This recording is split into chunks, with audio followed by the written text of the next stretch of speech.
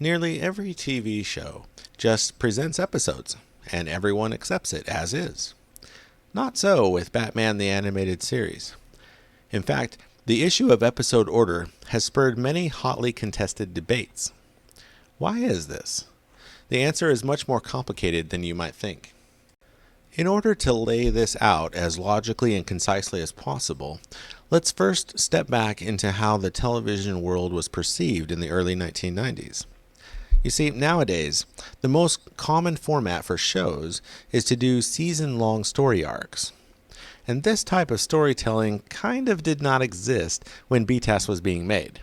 Bruce Timm, Paul Dini, Eric Radomski, and everyone else that were involved in creating BTAS were coming from an environment where nearly all television was purely episodic.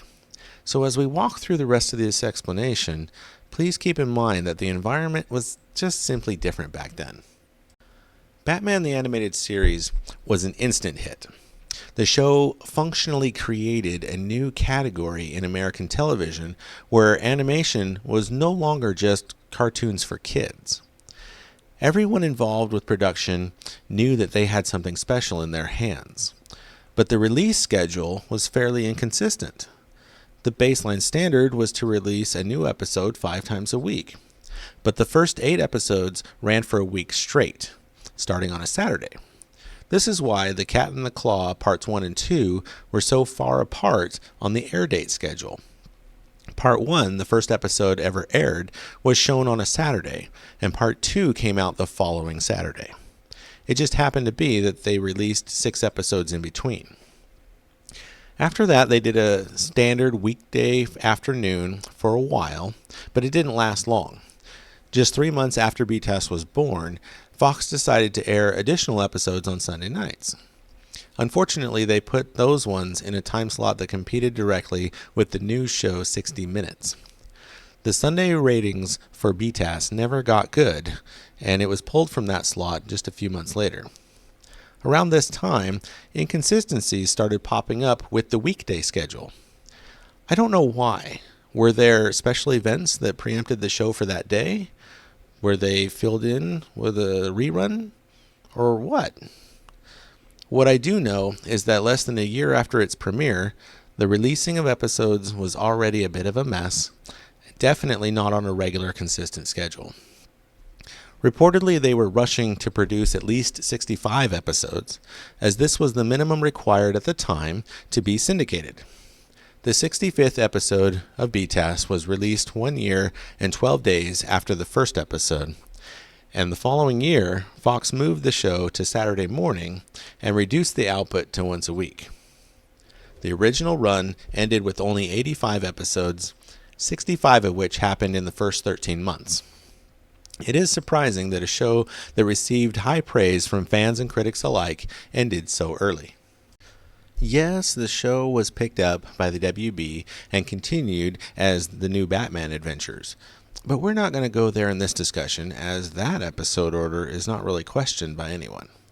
Instead, we're going to talk about the DVD release of the original run of BTAS, because this was, in my opinion, the seminal event that sparked all of this controversy.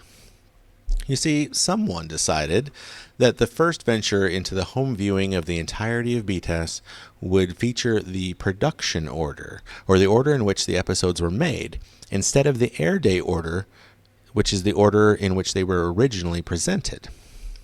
My question is, who does that? What logical reason is there to muddy the waters like that? Sure, the air date order was messy to begin with, but the production order wasn't really any better, well, at least in terms of linear flow. It was just different. And with a fan base as fervent as Batman's, this move started a fire that burns brightly to this day. Although, in their defense, let's circle back for a second to that perspective we mentioned earlier. At the time, VHS was still pretty new. Things like DVDs and streaming services did not exist, and neither did the detailed scrutiny from fans that we have now, for better or for worse. I wouldn't be surprised if they simply thought that it didn't matter because no one would notice.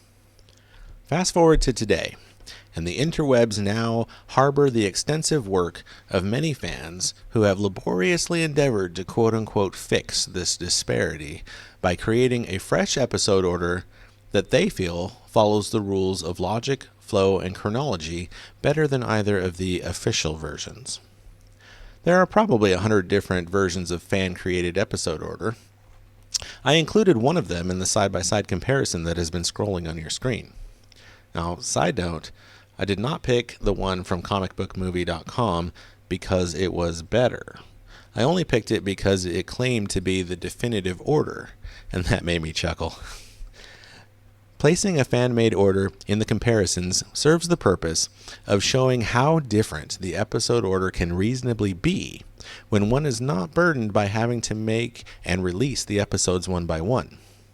No, these fans get to start with a bird's eye view, seeing all of the BTAS creation at once, and assembling the puzzle as they see fit. Without looking too closely at each one, I would say that they have all done a fine job. I also don't think that it's actually necessary, as I enjoy BTAS just fine either way. But I cannot discount the fan factor, the word fan, of course, coming from the concept of being fanatical. And on that level, I truly admire the work and the heart that goes into uber projects, like updating the order of your favorite show so that it makes more sense. I put that right up there with constructing a large sculpture, producing a movie or a comic series, or even running an event at a Comic-Con. And for that, dear BTAS fans, I salute and admire you. I also included the episode order as presented in Max, formerly HBO Max, as this is the current home of BTAS for American streaming services. It mostly follows the air date order, but it does put every two-part episode right next to its partner. Plus, with the side-by-side comparison, having two that mostly match makes the whole list a little more eerie. What is your opinion on BTAS episode order?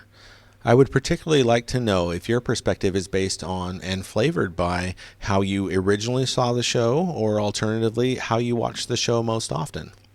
Drop a comment to keep adding fuel to this fire.